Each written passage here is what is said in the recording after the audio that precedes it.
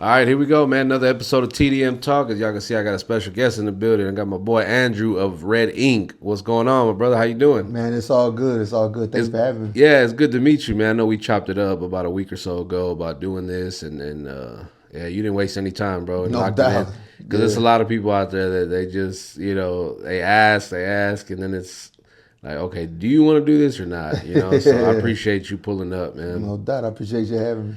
We talked a little bit about this off camera, like how you found out, because this is our first time meeting for Right, people that don't know, because most people I've met them or I know Already them. knew 'em. Yeah, we already kind of like had that relationship, but we met because you said you saw the Sambo interview. Yeah, right? I seen the Sambo interview. Yeah, and what's your connection, with him? How long have you known him? I knew him since, well, he got out and then he started getting real. Like, he got busy once Okay. he got out.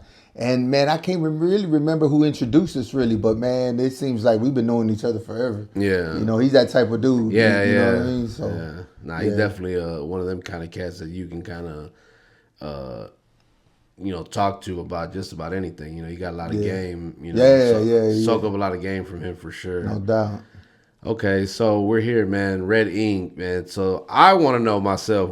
Look, I try not to do research because I don't want to know beforehand. I really want to know when I ask the question. I really want to be like, yo, I want to know what does it mean? What does it stand for? What's it all about? Okay, well, shoot. Let me start off with giving you a gift, man. Oh, okay. My mentor, Dr. Gary Alanese, he always says, never get in the presence of royalty empty-handed. So I always bring a gift every time I, come see royalty. Okay, that's so. love. And this basically explains itself. So this right here is like, it's the old style pen. Yeah. And it's dripping blood, right? Okay. And then in the back, it says the love letters written in blood. Oh, nice. Right?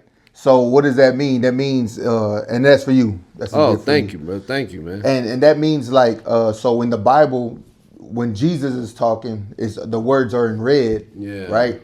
And the reason why they do that in red is because the blood. Correct. You know what I'm saying? It's blood. Yeah. And because he died for us and all that, you know what I'm saying? So I named it the words in red ink. Okay. You know what and I mean? I saw that, and I was kind of like, I figured that's what it was. Right, yeah. I like what it says on the back. Yeah, because it's the love letters written in blood. Because that's his love letter toward us. You know what I'm saying? Because, the Bibles are letters. Correct. And they all put together. So that's his love story toward us of what he done for us and stuff like that. Okay. I just don't get too religious. Not that I'm ashamed or anything like that, because I put Jesus on my shirts too. But I don't get too religious because because the Bible says be gentle as a dove, but shrewd as a snake. You know what I'm saying? So by the time you could be Muslim and, you could enjoy what I'm bringing to the table already. And by the time you figure out like, man, this about you? Yeah, it's already too late. You love me already. You know what I mean? It's already a relationship. It's already. I get you. I like that, man, because you want to stay true to yourself, but not be overbearing with it. Right, right. I know some people can be that way. Yeah, yeah. So that's I like that. Actually, I love that. Appreciate it. As a person who also is a believer, and I literally read my Bible every day. Well, I use the Bible app. I'm gonna be honest. Right? Yeah. No. I done got into technology. That's it. Yeah. I done got into technology, man. I know people will be like, "Nah, you gotta still get the." I get that too. The book, but. Is the hat also a part of the brand? Yeah, this one right here. Okay. That's what I'm rocking today. Yeah. So what made you start this brand? Like, what made you get into just the whole clothing industry thing? Well, see, back then, like when I was a kid, like, growing up in the 80s and stuff like that, I would see all the dope boys that come out there and, a lot of us kids would go out there and watch them at the park. Yeah. So they would pull up in their cars or in their motorcycles and stuff. And the other kids would be like, man, you see his car, man, you see his Cadillac, you see the drop top, you see this and that and the other, right? And I'm like, man, you seen his Jordans, you see this jumpsuit, you seen this. I was always finessed by like the clothing. I just love the way they get draped out and stuff like that. In the 80s was some hot styles. Yeah. You know what I'm saying? So I still like, pay homage to some of that stuff too. Okay. And then I started, selling dope and stuff like that. I was told about God when I was a kid, you know what I'm saying, 8 years old. So a lot of stuff that you see of mine, you see in the number 8 to it, right? But I go to the other way and I'm like hustling to get fly and stuff like that too.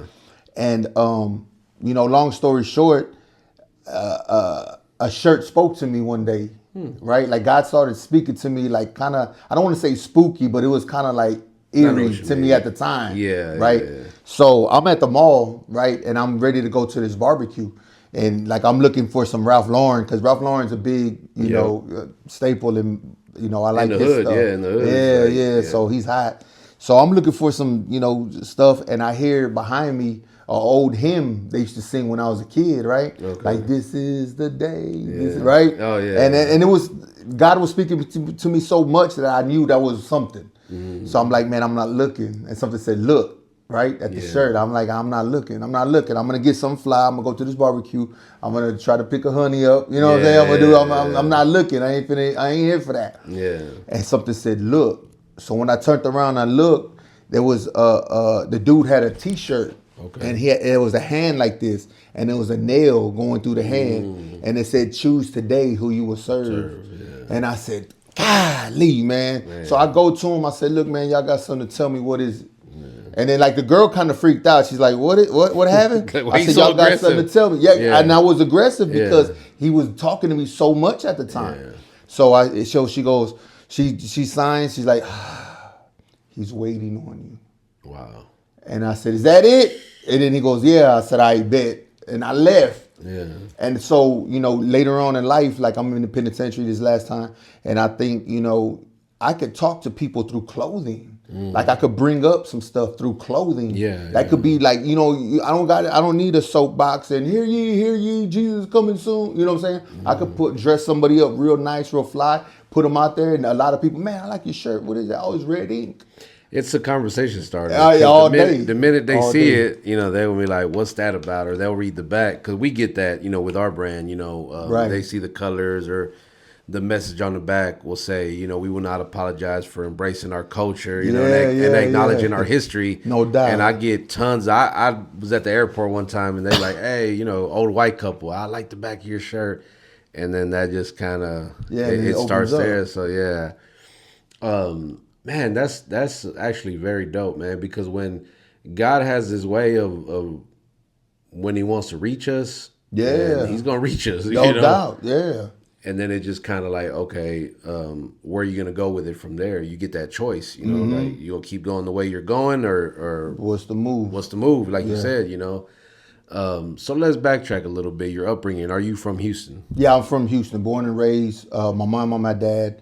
My pops passed away when I was 13. Okay. He was always sick. He had diabetes. And then he ended up having a stroke, and he was bedridden for like years. Like I really don't even remember him being healthy. You know what I mean? Because I was 9. Okay. The 9th kid. You know what I mean? Damn. So, but we had, and a lot of people like, man, you didn't get to, you know what though? He was bedridden. So me and him got to chop it up every night. You know what I mean? So it was like, I know him. It was cool. You know what I mean? He just left a little earlier than I wanted him to. I know what you mean, because it's been 11 years since my pops left, and my whole life he was always there, right? But he worked 2 jobs. He was always busy. Right. We didn't really get to talk as much as I think we both wanted to. Yeah. Until he had got sick, and it was almost like no choice but for us to. So now I sit back and I'm thinking like, damn, everything I'm doing now, like I wish he was here to see. Right. Yeah, I understand that. So I totally get that, man. So of course, like you said, you weren't always into, because man, I feel like we're a lot alike in the same ways, because same way with me. Like I think my mom said because I was like, how did we start going to church? Yeah. Because my mom was Catholic. Right. My dad, he didn't go to church. Yeah. And she was like, man, you just asked us one day, like, why don't we do, like when I was 8, she said, I don't even remember, but she said when I was 8 that I asked, why don't we go to church? And where that came from, right? No idea, because I have no recollection of any of that. But then we walked there was like a church on the next block, and we went there, and then, man, I pretty much grew up in that church, man. Right. A lot of ups and downs, a lot of people preaching, to me, it's like, you from the hood, like you get into the hood activities, you know what I'm saying? Right. Like, yeah, I'm going to church, but I'm still out here wilding, Right, right. That's it. And so what was that point for you where you feel like, or was that it, when you talked about the where you feel like God just spoke to you and said, hey? Well, when I was 8, and it's funny you say 8 because, man, there's a lot of people that get, called on at that age. Well, man, I'm just outside. Me and my homeboy, my mom and pops never took me to church and nothing like that. I didn't know what God was or who He was. I just know that she did something when we passed the church house. You know what I'm saying? I mean, and not to make fun of nobody or nothing like that or poke fun, but that's what she would do. She would just do the cross. So anyway, my homeboy come by and we're 8 years old, we chilling, and he goes, "Hey man, I know where we can get some cookies and punch." And I said, "Where? Where we can get it? I think this, we gonna have to steal something, or like what we gonna do?" Yeah. He goes, "No, man, church." I'm like, "Oh man, that's for God stuff though," because I thought he meant the communion, communion elements.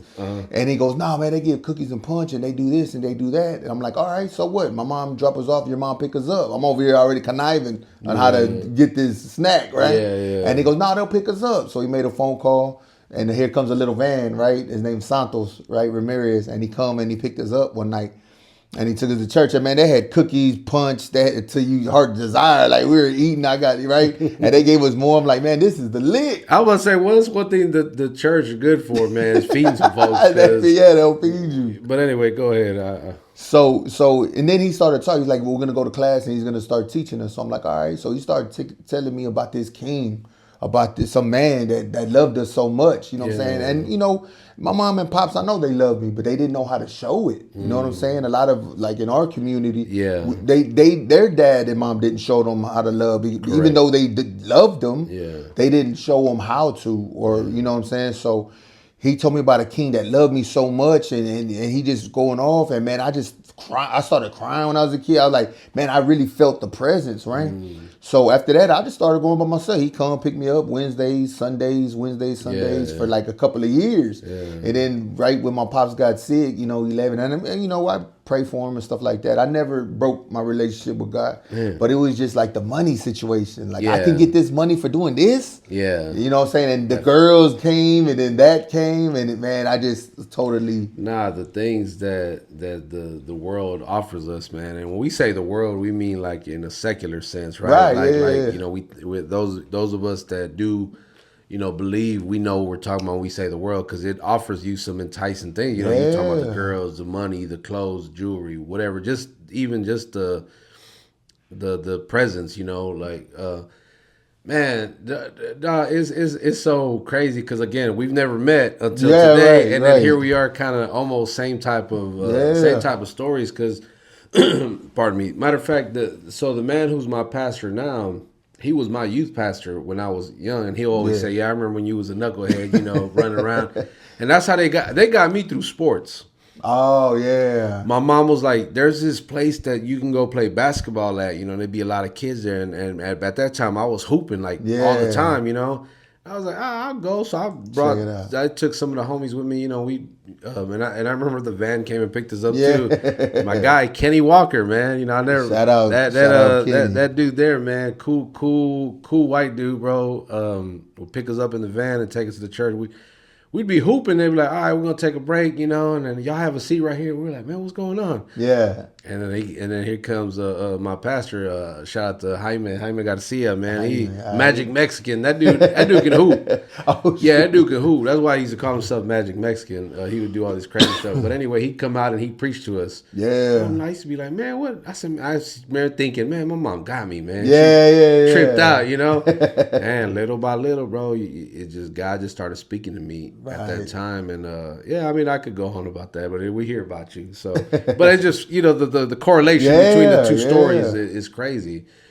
Okay, so then as far as like church goes, like how did you Well, I had quit going. So I started just selling dope like full time, I guess. And then like it was me and my mom's, you know what I'm saying? So she got into like bringing people from Mexico, and I'm selling dope, and it was that family, right? And then, man, I just kept getting locked up. I got tried as an adult at 17, and I just kept getting in. And I wouldn't stay out longer than 3 months. Damn. I would catch another case, right? So I'm at the dope house, and I got some stuff on me. And it's early. It's about not Dope House Records, right? No. I'm at the drug house. Yeah. No, I'm selling drugs. I was like, hold on, let's clear that up, because it could easily get like, man, he was at the record label. Oh yeah. I guess you're right. Nah, but we at the drug house where we selling the dope, right? Yeah. And it's 3 a.m, and then so I tell my homeboy, he's a young cat, and I say, look, man, take this, give me this tomorrow. And then, man, we're squared. He goes, man, you sure, man, you could rock for rock everything and get all your money. I said, man, I too much in my mind, I'm leaving. Yeah. So I left and I went to the street and underneath the street light, right? I yelled at the top of my lungs. Now I'm a loud dude, right? Yeah. And I yell. I say, Jesus, if you're real, show me. And the dogs are barking. You know what I'm saying? The lights are turning on. Man, what's going on out there? They're tripping again, right? So I'm walking down the street and I see a homeboy of mine that I ain't seen in some years, right? And then it's 3 a.m. So he's like, man, Drew, that's you? I'm like, yeah, man, what's up? So we start talking. I said, man, what are you doing out here so late? He goes, man, I'm helping Santos move. He goes, you remember Santos, the one that used to take us to church? And I said, yo, I just called on God like right now. He goes, well, why don't you come back? Right?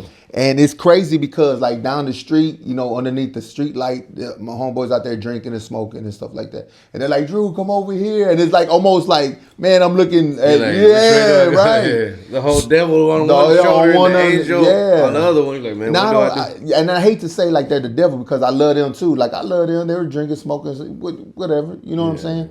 But the thing is this, like the Bible says, you call and I will answer. And you know, another word for call is summon. Is I got his attention that night. And after that, he just kept talking to me. And it was almost spooky, right? And he just kept talking to me in crazy ways. Like I have a friend of mine, rest in peace, he passed away now, but we was smoking and he used to be like a goofy smoker. You know what I'm saying? He's like, hey man, what if Superman used to be Batman? I'm like, man, what are you talking about, right?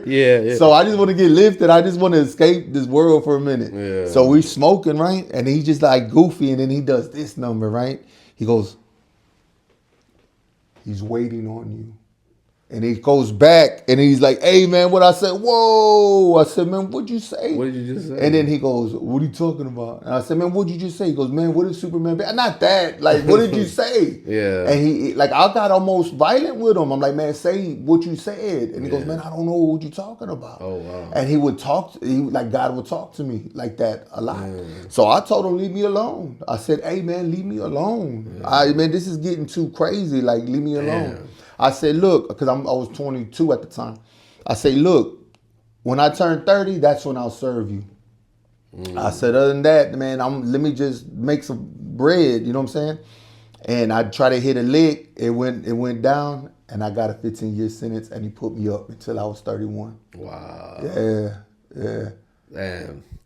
What's crazy about this is like, you can't make this up. You know what I'm saying? Like even if you can't. It sounds like a movie. It sounds like something out of a movie, but I've never seen a movie like that. You know right. I've never really seen anything, but I hear the stories. You know, when we had Sambo in here. When he told his story about you know getting locked up for 30 years. You know, and I hear it all the time. Man, God really just. It's like when he gonna sit you down when he need you to sit down, because a lot of times we're always 100 miles an hour in our own world, in our own life, and we're not really acknowledging God. We're not really like, God, you're in the back of my mind. You know, I got you, I love you, but you know what? I'm gonna do this. Until God says no. Now is the time. You know. This is it's tripping me out because, and I say that because like in the last year. A lot of the interviews, like towards the tail end of this was probably around, I want to say between March and April. I think April was the last time we recorded at the old studio we were at. But a lot of those episodes, God kept coming up, and it wasn't Christian people. This is people who barely know the concept of God, but they feel that God's calling them to like a bigger purpose. A lot of the conversations we were having were geared towards it. It shifted from like the music or whatever the case might have been, right? And I was like, yo, this is just God speaking to not only them, but to me as well, because it's everybody's watching. And everybody that's watching. Because people these days, it's a godless society. It's a critical time. People say, man, it's probably some of the worst times we're living in, and you know, people don't really believe in God, type of thing, until God comes down and literally calls them, like how he's done with you and he's done with me, and gets your attention. So you did the full 15? No, I did 9 off of it. Well, 8.5. I did 8.5 on it. But see, like this is why I started the clothing brand too, though. Not just to like get saved, you know what I'm saying, stuff like that. But I didn't know who I was. Yeah. You know what I'm saying? Like I grew up with my pops, right? But he didn't instill, who I am. Who am I? We didn't really have that identity. No, we don't. Yeah. We don't. And so when I would get locked up, I remember when I was in boot camp. And I don't know if you remember boot camp in the Tascasita. I was there. I was, so you go through the program, and I was an asshole. I'm not doing nothing. I'm not doing all that number, right? So what they did was they put a black shirt on me. That's why I use a lot of black shirts, because they put a black shirt on me. It let the whole compound know that he doesn't matter. He doesn't exist. He's not really here. Yeah. He's not going to do the program. Don't even ask him to do a push-up or a jumping jack, right? So I would just follow, my platoon, And when they graduated, like I stayed, right? I'm like, man. And they could do that for 2 years. It's called recycle.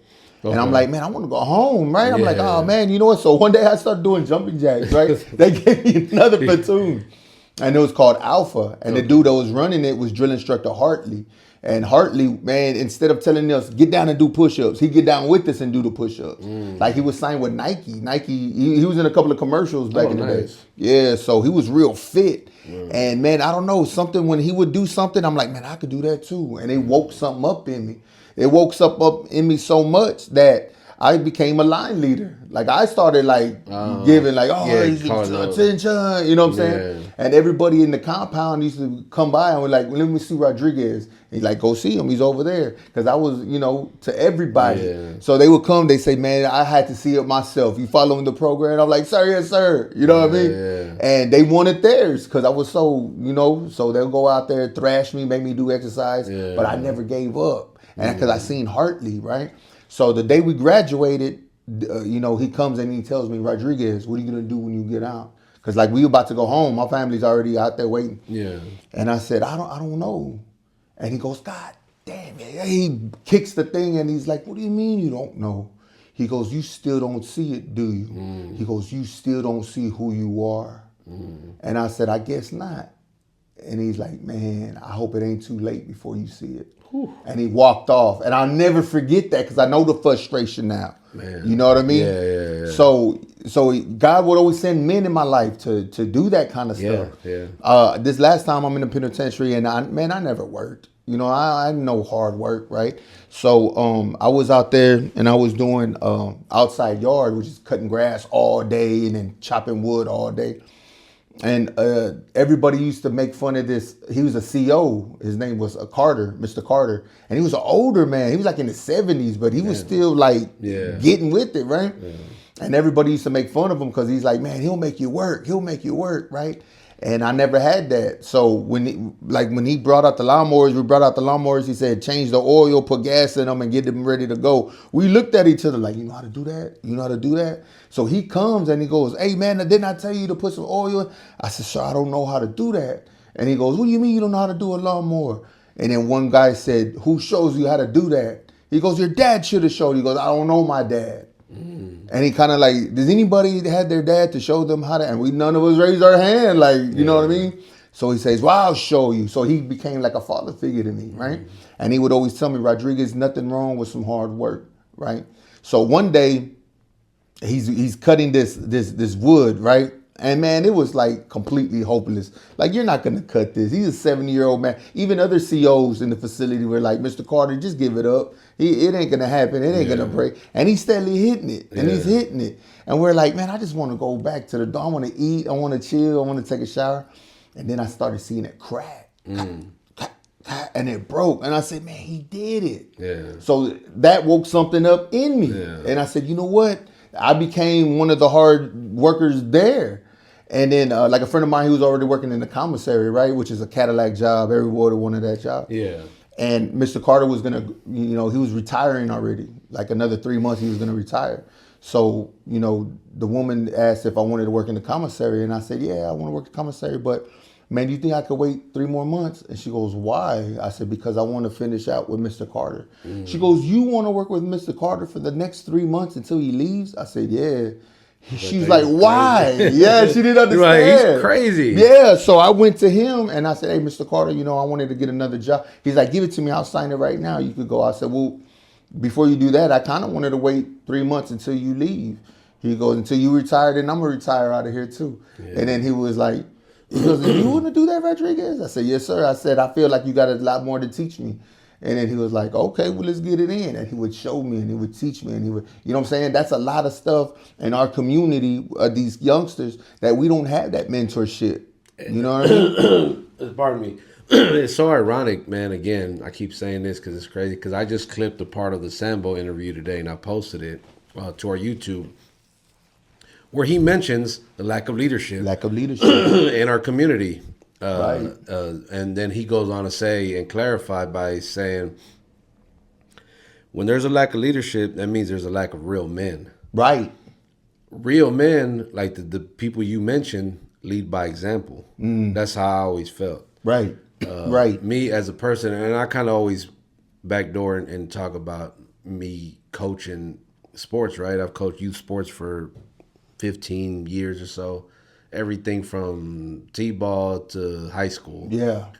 Travel, basketball, football. I've been in it all, man. But I looked at it more like that was my way of giving back. Right, yeah. Because there was men in my life that did that for me.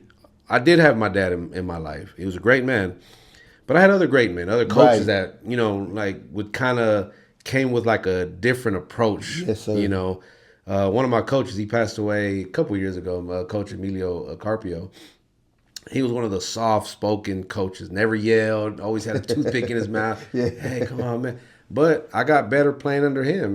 Why? I don't, because when I got to high school, Coach Garcia, he was that guy that cursed and, and get your, right. He was and that was a kind of a culture shock. But again, real men make an impact and lead by example. So, like, right. And when I say I've coached, like, all this is free. All this is volunteer work, bro. Like, I don't get paid for. We're about to start softball season at the high school. I've been coaching because my daughter plays there, and so I've been volunteering my time there. And I'm going on like almost 8 years now. Yeah. And again, it's all just giving back to those kids because a lot of those boys and girls that are out there playing sports, I don't see their parents in the stands, bro. Right. So they look at you like that, either like an older brother type of thing or even a father figure. Right. So I get what you're saying. That's so important to have and for us to be that, bro, because like you said, these kids now, they need it, man. They need it. Yeah, I think we all got to come together.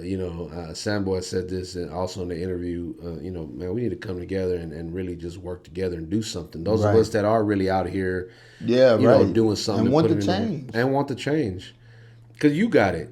Yeah, right. Eventually, after so many times, you finally was like, okay. Yeah, this is it. Yeah. Man, this is just, it's blowing my mind because, again, this is definitely not what I expected. Right, when coming here, I was like, okay, I know we're going to talk about the brand, but now I see there's a bigger purpose to it. Right, that's what, it started off because of what you do. Right. But why you do it is and a lot of what we do as well, so. And that's why I use a lot of black shirts because everything I have meaning behind it. Yeah. So people are like, why do you use a lot of black shirts? And I do got other colors and stuff like that too, but I say I turned that black shirt into, it used to mean that you don't matter, you don't belong here, you don't exist. Yeah. Now I flipped it to where you do matter, you do exist, you are someone. You're one of the ones that used to have not. Now you have more. I always say it about our name, ThemDamnMexicans. Yeah. What used to be other races would be like, man, it's them damn Mexicans over there, whatever. Now it's like, nah, them damn Mexicans doing their thing. Them right. Are, doing this and that, like taking something that was a negative and flipping it into a positive. So, this is just crazy, bro. I love it. This is why I love doing what I do, because this is a conversation that we probably could have off camera, and it would still be the same type of conversation. Yeah. So what's next for Red Ink? So I got glasses, right? And I want to aim more towards like going out clothes. Like you want to go out do nice and stuff like that. I want to do something like that. I want to do fragrances. Okay. Like I'm real like inspired, and who inspires me is Fubu. Okay. right? So Yeah. for us, by us, and it was like a hood thing, and they made it. You know what I'm saying? So that inspires me a lot. Ralph Lauren inspires me a lot because he's a classic, right? You can Yeah. always get some polo and be fresh in it, and he's just his style is crazy. And then Johnny Versace, you know what I'm saying? Not no love lost to his sister or nothing, but I liked his style. You know what I'm saying? So if you see my glasses, you see my, stuff that I get, There's an it's influence. influenced by them. Okay. You know what I'm saying? Because I hold them high. To me, they're geniuses and they're great at what they did. You know what I Yeah. mean? So I kind of want to just keep on like blow the brand up as far as like more clothes, more accessories. I want to get into watches one day. I love jewelry.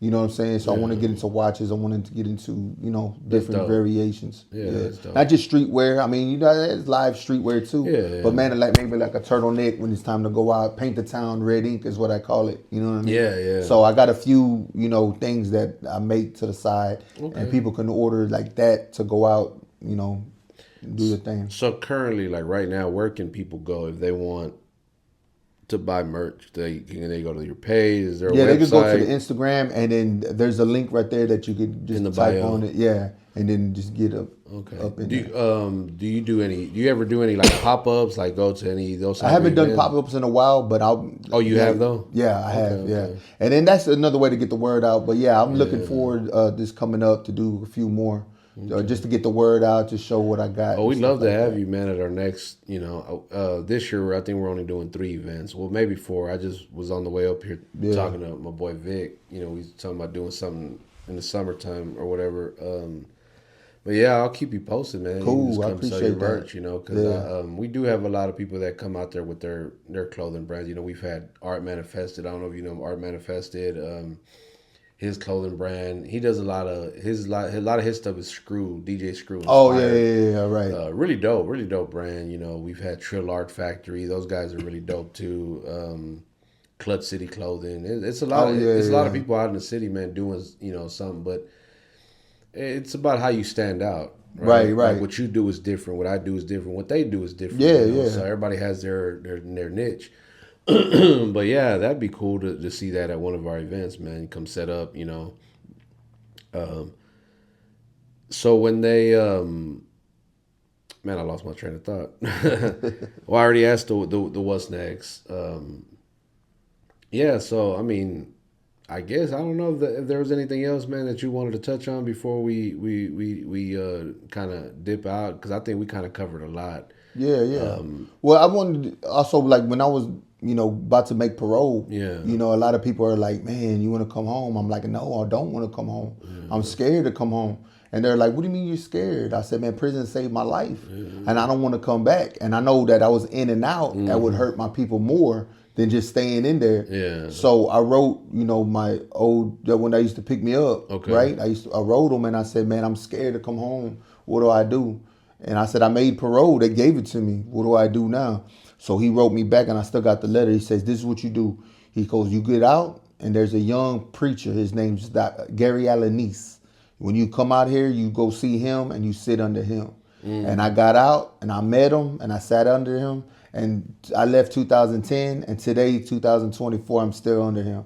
So he's running a church called 633. It's over there by Almeda Genoa. Oh, yeah. So, that's my pastor for the longest. And like he treated me like a dad too. Like I, lead by example. He done that. Yeah. You know what I mean?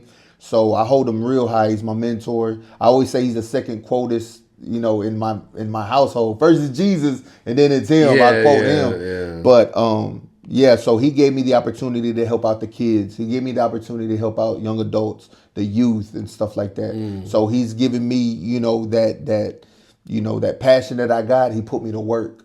Yeah. You know what I'm saying? So that's where I do my, giving back kind of thing. Okay. Yeah, I've heard of the church. I think a friend of, I know some people, Jessica Jeans, I think. Yeah. Crystal Ayala and her husband, I think, go there. Yummy Treats. Right, yeah. Yeah, they're known them, had them on, well, not on the show, but I've interviewed them like at an event, Oh, okay, yeah. So No, they all speak very highly of the church. I think they did like a toy drive or something Yeah, like a year or so man, ago. that was some work too. Yeah, I bet. I saw the videos. I was like, yo, this is crazy. Yeah. They gave food out. It was cool. It's a lot of work. Yeah, it's work, but it's worth it at the end. It's definitely worth it, man. Cause we just had our 3rd annual toy drive, and you know, we always have a good turnout. You know, people just always show love. You know, we're planning on doing bigger and better and more in the community. I linked up with my boy David with Semper Fi Familia. I'm not sure if you know him. Yeah, him and Drastico. He is the Cadillacs and Coffee. Right. You know, they came to the north side, and we went right there behind Gallery Furniture and gave out toys at the apartment complex back there. You know, I was fortunate enough to join them. Cool. So I think next year we're planning on kind of being more united, because that happened like very last minute. Yeah, put together, like it wasn't planned. This year went by so quick. I was just telling my wife that last night. I was like, "Yo, the holidays just seem to just come and go." Like, and left. I really don't even remember New Year's. Like, Yeah. you know, I mean, I don't even really remember Christmas. It just, it was weird. But man, any shout outs, bro, before we get out of here? Man, well, I just want to shoot on my church again. If y'all looking for a home church and stuff and y'all on that side, or if y'all willing to travel, come church 633. It changed my life. It changed a lot of lives there. Shout out to you. I appreciate you. Yeah. Sambo for hook, you know. Yeah. Just everybody, man. All the love that I've been getting, I appreciate it. Man, we're going to put a link in the description where people can go follow you. They can just click the link. We'll put also the link to the website where they can just go purchase the stuff. So if y'all want to support, you know, our brother right here, man, y'all go ahead and click that link. You know, it's easy. And if anybody has any questions, you know what I'm saying, they can DM me. I talk to some people sometimes 2, 3 in the morning.